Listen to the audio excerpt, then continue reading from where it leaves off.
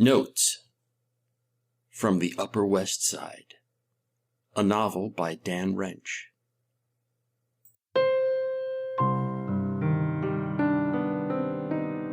Chapter 103, A Summerstock Resume.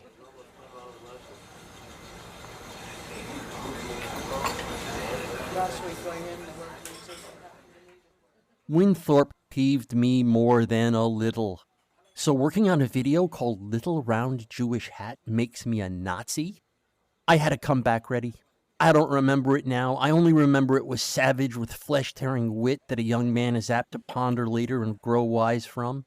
But Cammy jumped in before I had a chance to say anything. Winnie, it's a video. Half the people working on it were Jewish. Everyone thought it was funny. Self-hating Jews, he said.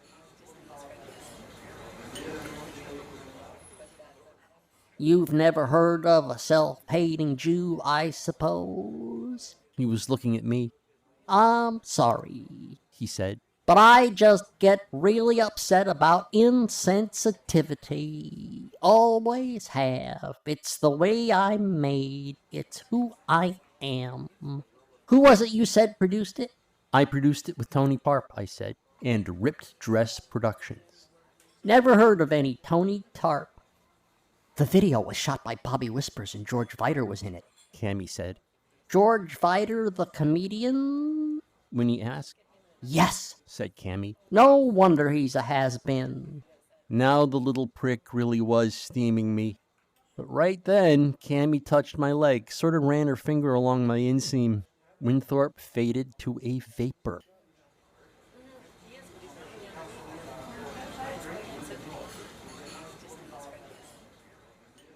Bobby Whispers is married to Mondi McDade, Cammy said. His eyes lit up. Mondi McDade, the rock star from the 80s? He asked. Yup, I said. I saw her on Oprah once. I gig-cackled. You're shitting me, I said. See, the fact is, Mondi thinks Oprah is, and I quote, a frigid twat. Bullshit.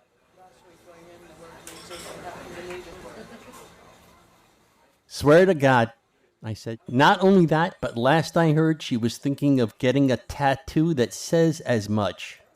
Again I say, bullshit. That's when the waitress came by with our orders. I kind of pushed my salad away.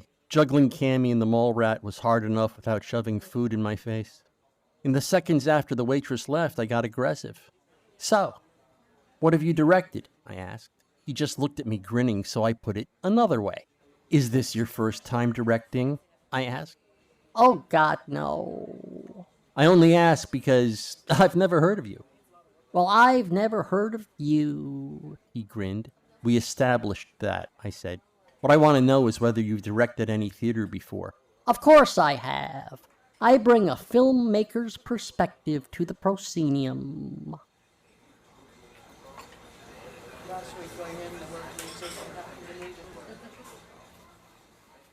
Don't tell me. Let me guess, I said. You think the future of theater is multimedia productions, monitors hanging from the ceiling so the audience can see actor close-ups and exterior action shots.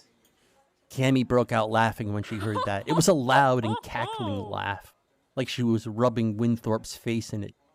He just stared at me and he wasn't smiling anymore. What's the matter with that? He finally asked. It's just typical film stunt horseshit, I said. You're helpless without a frame to keep people from looking left or right, so instead of learning how to manage audience focus when they have the option of staring at the scenery, you figure you'll just put monitors on a theater stage and call it avant-garde. I've directed plays, Kirpin said. Like what?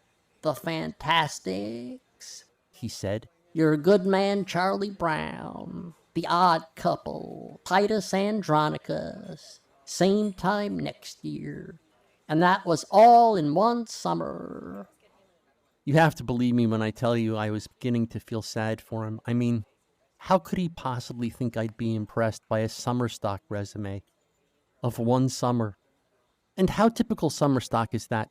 iambic pentameter wedged between the sitcom zingers of Neil Simon and the sitcom zingers of Bernard Slade.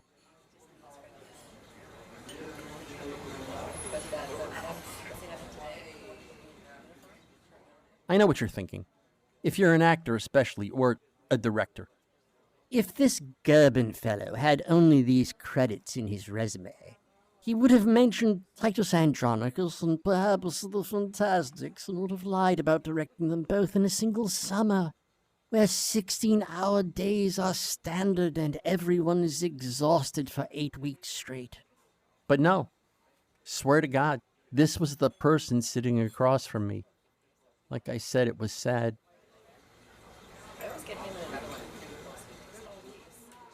I saw him with new eyes. He was just a kid, a sad kid, who came to the metropolis after telling some slobs on Cape Cod where to stand for the summer. A kid who thought he had the stones to mount a real play in the big city. I was beginning to think this might be an elaborate joke. I mean, how did this poor punk hook up with Cammie's theater company in the first place? And how was it I came to be trying to impress him in order to get a role? That wasn't the worst summer of my life, but it was pretty close, Cammie said. You were there? I asked. It was starting to make sense. Yup, slept for 2 weeks afterward.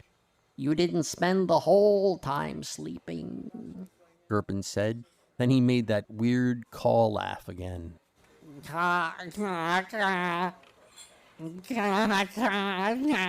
Yeah, Winnie came to visit, She said. I don't know where you got the energy. She said to him. She turned to me. We spent the whole 2 weeks watching movies and napping.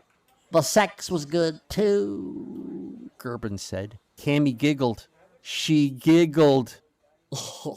You blew this toddler? I kind of shrieked. Some white-haired fat lady in a green jacket and skirt snapped her head my way like she thought I might be having a seizure. What? Gerben said. Yeah, what? Cammie said. You said you never heard of him before. When? In the email you sent me about this so-called production. Well, I kind of meant that as a joke because I know you never heard of him.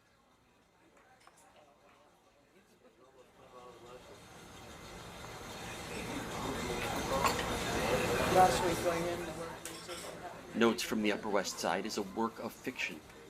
The people depicted in this work do not exist. Notes from the Upper West Side, copyright 2022, by Dan Reg.